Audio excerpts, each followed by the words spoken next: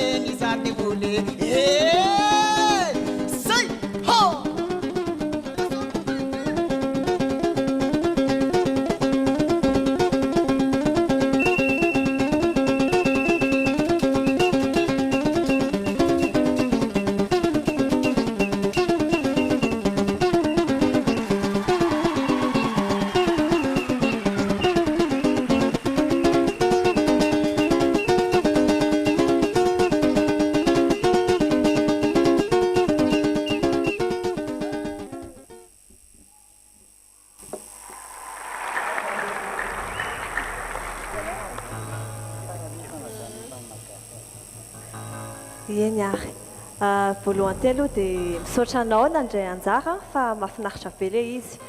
Dia hita be mihitsy ianao hoe manana énergie be dia tena mivoaka be ilay izy ny fomba fiakaranao an-tsehatra aloha tonga dia hoe mahafinaritra be, mety be amin'ilay gadon-kira ataonao ny fomba fiakanjonao. Ny zavatra tiako marina kely fotsiny feonao somary efa aigu kely, efa matanjaka be, dia rehefa mihira angamba ianao somary alaviry kely ilay micro fa lasa matanjaka loatra dia na ilay zavatra teneninao sy ihany lasa manadilo sofina be angamba. Izay angamba ny tiako tenenina. Ny anapiky kely an'izay fotsiny angamba vakodrazana ilay izy dia tsy nitady zavatra nanavozana azy mihitsy ianao fa najanona tamin'ilay mahavakodrazana azy fa tokony mba nisy zavatra mba sira sy poavra kely nanampianao an'ilay izy.